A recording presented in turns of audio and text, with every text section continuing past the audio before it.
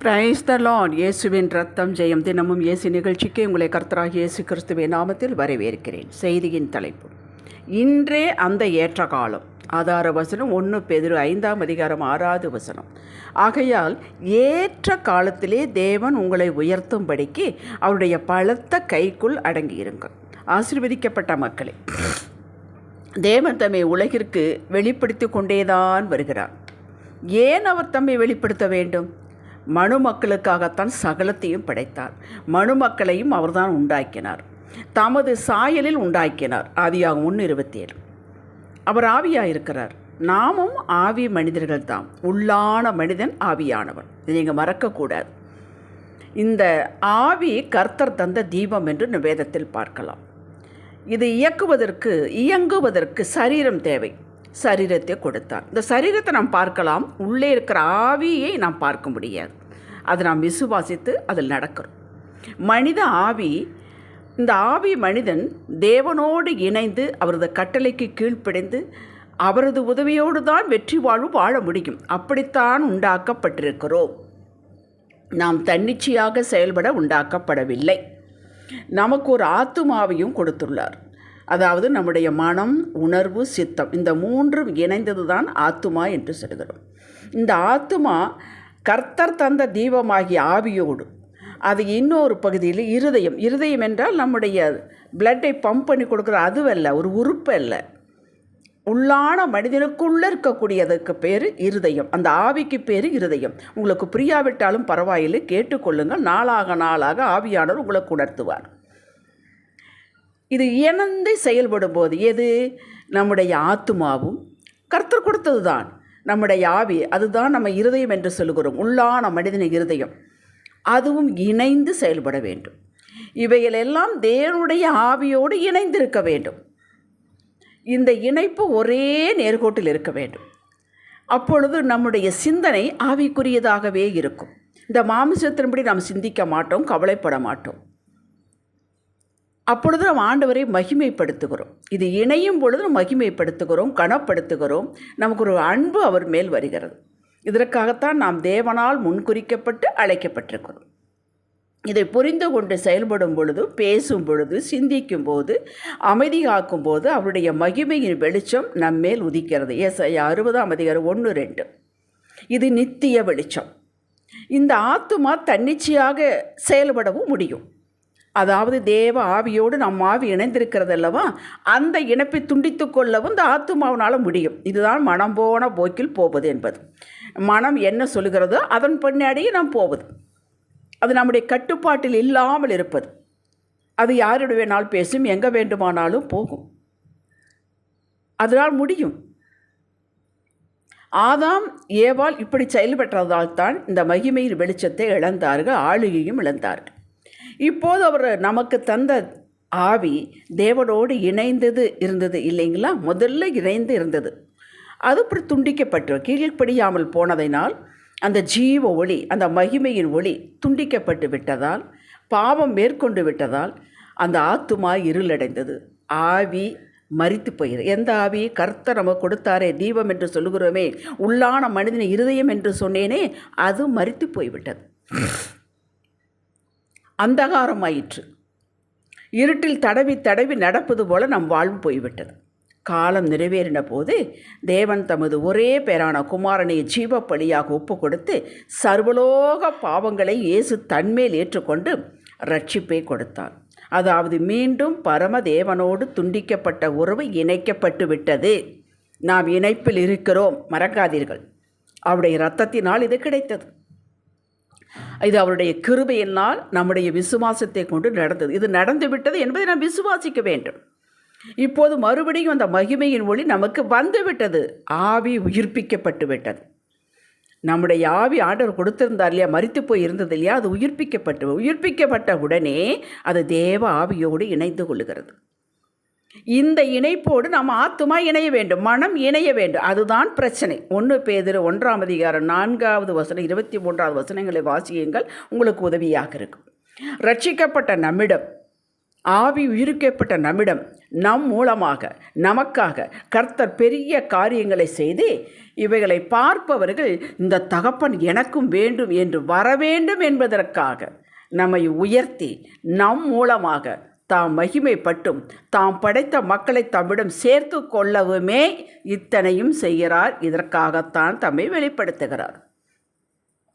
சகலத்தையும் படைத்து வெளிப்படுத்தி விட்டார். நோவா காலத்தில் அக்கிரம மிகுதியானதனால் மனுக்குலத்தை அழித்து கீழ்ப்படிந்த 8 பேரை மட்டும், நோவா குடும்பத்தை மட்டும் மறுபடியும் உலகத்துக்கு துவக்கி வெளிப்படுத்தினார். அன்றும் வெளிப்படுத்தினார், இன்றும் வெளிப்படுத்துகிறார். தற்போது இந்த உயர்த்தும் திட்டத்தில் நாம் ஏதும் தனி இச்சையாக செயல்பட முடியாது. யோவான் 15:5 என்பது எத்தனை முறை சொன்னாலும் எழுதியே கொடுத்தாலும் பிராக்டிக்கல் வாழ்வில் தன் மக்களுக்கு கற்றுக் கொடுக்க விரும்புகிறார். அவரையே நம்பிக்கையாக கொண்டிருந்து காத்திருந்து பொறுமையோடு இருந்தவர்களுக்கு எத்தனை உயர்வுகள் என்பது வேதத்தில் பதிவு சொல்லப்பட்டது. பிரசங்கி 3ஆம் அதிகாரத்தை படியுங்கள். எல்லாவற்றுக்கும் ஒரு காலம் உண்டு. இதற்குத்தான் ஏற்ற காலம் என்பது. பனைமரம் முளைத்து வருவதற்கு, தென்னை மரம் காய்காத்து கொடுப்பதற்கும், யானை குட்டி போடுவதற்கும் மற்ற எல்லாவற்றுக்கும் ஒரு காலம் உண்டு. அவரவர் வழி காலம் அவரது கரத்தில் இருக்கிறது. சங்கீதம் 31:15. எடுத்தோம் கவிழ்த்தோம் என்று மனிதன் செயல்படுகிறான். ஆனால் கர்த்தரோ நமக்கென்று வகுத்த பாதையில் அவர் வைத்த திட்டம், அவர் வைத்த சித்தம், இதை நிறைவேற்ற அவர் எப்போதும் ஆயத்தம். வழிகாட்ட ஆலோசனை சொல்ல. சங்கீதம் 32:8. நாம் இதை புரிந்து கொண்டு இந்த ஆத்துமாவை அடக்கி அவர் பாதத்தில் வைக்க வேண்டும். இதுதான் நமக்கு ஒரு பிரச்சனை. வாழ்வின் சேலஞ்சே இங்கே தான் ஆரம்பிக்கிறது. இதை உணர்ந்த தாவீது, தாயின் பால் மறந்த குழந்தையைப் போல நான் என் ஆத்துமாவை அடக்கி அமர பண்ணினேன். என் ஆத்துமா பால் மறந்த குழந்தையைப் போல இருக்கிறது. சங்கீதம் 131:2. குழந்தை நிறைய பால் குடித்து விட்டதுன்னு வைத்துக் கொள்வோம். நிறைய அது தெரியாது, அதுக்கு இவ்வளவுதான் அளவு என்பது தெரியாது, நிறைய குடிச்சிடும். அதை நீங்கள் பார்த்துருக்கக்கூடும். பின் என்ன பண்ணோம்? அப்படியே தூங்கிவிடும். அதுக்கு ஒன்று தெரியாது.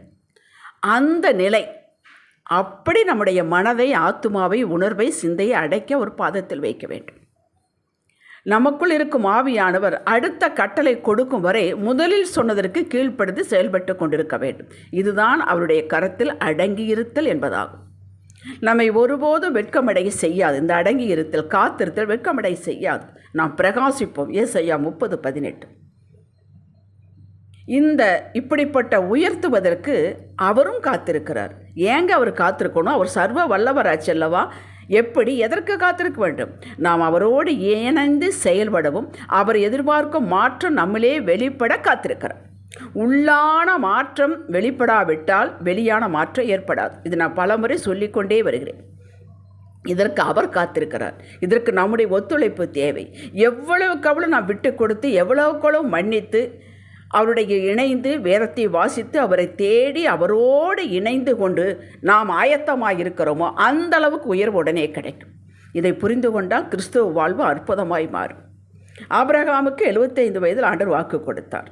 ஆனால் சாராளுடைய பேச்சை கேட்டு தவறிவிட்டான். இஸ்மவேலுக்கு தகப்பனாகிவிட்டான். அவன் அடங்கி இருக்கவில்லை, பின் அடங்கியிருந்தான். அதாவது அடங்கியிருத்தல் என்பது அவருடைய காலம் நடக்கட்டும், அவர் சொன்னால் கட்டாயம் செய்வார். இதுவரை எனக்கு நடந்தது, இனிமேல் நடக்கும். எனக்கு வயதாகி விட்டது என்பதை நான் பார்க்க மாட்டேன். சாராளுக்கு கற்பம் செத்து விட்டது என்பதை நான் பார்க்க மாட்டேன். என் தேவன் சொன்னால் செய்வார் என்ற நிச்சயத்தில் வாழ்வதுதான் அடங்கி இருத்தல். ஈசாக்கை கொடுத்தார். அதிலிருந்து வம்சங்கள் பெரியாகுது. இன்று வரை நாம் எல்லாம் பிறப்பின்படி நாம் ஆபிரகாமின் சந்ததி. யோசேப்பு 17 வயது அவன் குடியில் போடும் பொழுது 13 வருடங்கள் வேதனைப்பட்டான். ஒவ்வொரு இடத்திலும் போத்திபார் வீட்டில் இருந்தாலும் சரி, சிறையில் இருந்தாலும் சரி, அவனுக்குள்ளே ஒரு காரியம் இருந்தது. கர்த்தர் என்னை பார்க்கிறார், கர்த்தர் என்னோடு இருக்கிறார். அது மட்டும்தான் அவனுக்கு புரிந்தது. ஆகையால் சந்தோஷமாக இருந்தான். சந்தோஷமாக அவனுக்கு கொடுத்த வேலையில் எந்த இடத்தில் வைத்தார்களோ அங்கே செய்தான். அதுதான் அடக்கியிருத்தல். உயர்வு பெற்றானே. மொர்தகாய், எஸ்தர் புத்தகத்தில் வரக்கூடிய மொர்தகாய், அதாவது ராஜாவை கொலை செய்வதற்கு ஏற்பாடு பண்ணினார்கள். அது கண்டுபிடிக்கப்பட்டு இவன் போய் சொல்லிவிட்டான். ராஜா தப்பித்து கொண்டார். உடனே அவனுக்கு ஏதும் செய்யப்படவில்லை. அவனும் அதை எதிர்பார்க்கவில்லை. மாமூலாக எப்பொழுதும் தம் வேலை சந்தோஷமாக செய்து கொண்டு வந்தான். நேரம் ஒன்று வந்தது, காலம் ஒன்று வந்தது.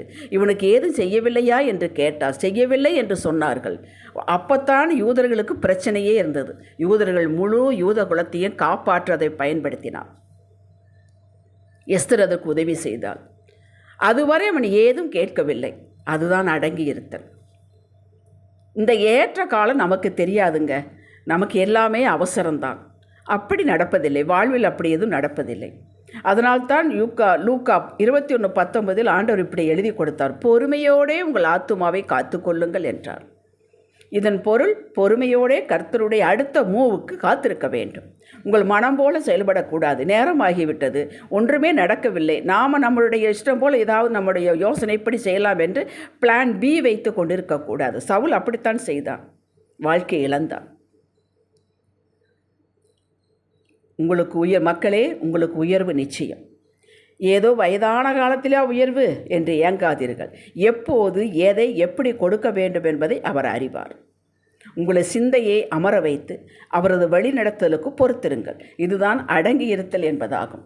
அடங்கியிருத்தல் என்பது யாரோ நம்மளை கட்டுப்பாட்டில் வைத்திருக்கிறார்கள், நம்ம பல்லை கடித்து கொண்டு இருப்பது அல்ல, சந்தோஷத்தோடு மகிழ்ச்சியோடு இருப்பது.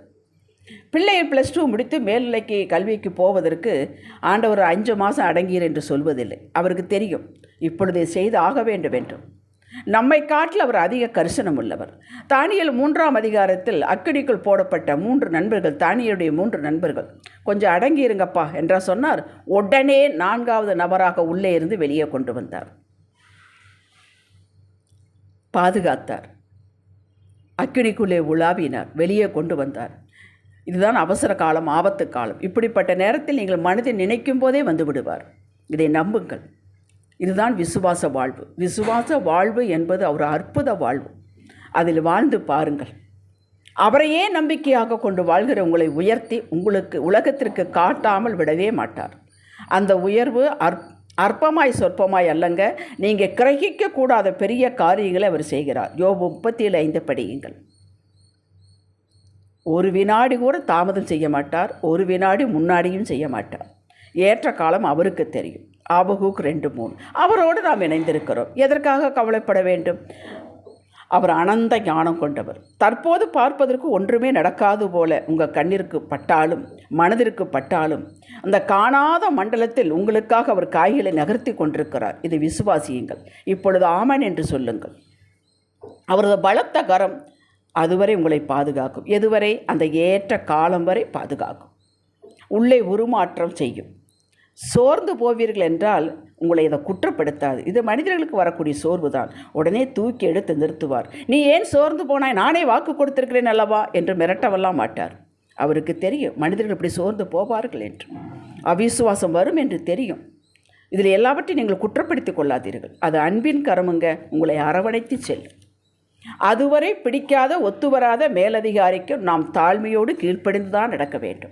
நமக்கு மேலே ஒரு அதிகாரி இருக்கிறார், நமக்கு ஒத்து வரவில்லை என்றாலும் அந்த அதிகாரம் கர்த்தரால் கொடுக்கப்பட்டது. ஆகவே நாம் கீழ்ப்படிந்து தான் ஆக வேண்டும். இதுதான் அவரது கரத்துக்குள் அடங்கி இருப்பது என்பதாகும். அடையாளம் முறுமுறுக்காமல் நன்றி உள்ளத்தோடு முகமலர்ச்சியோடு நம் வேலையை பார்ப்பதுதான் அவர் பலத்த கைக்குள் அடங்கி இருக்கிறோம் என்பதற்கு அடையாளம்.